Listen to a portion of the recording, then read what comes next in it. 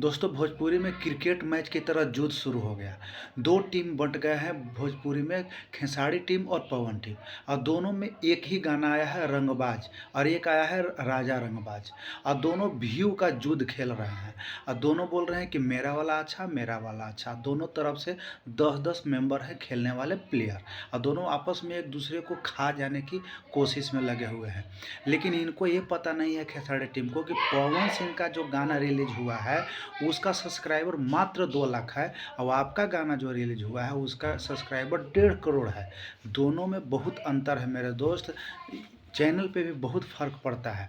अगर एक नया चैनल से गाना रिलीज होता है 2 लाख सब्सक्राइबर पे और वो 35 लाख 38 लाख जाता है और एक 1.5 करोड़ के चैनल पे 45 लाख जाता है, तो दिमाग लगाओ यार आप लोग कि कौन जीता और कौन हारा।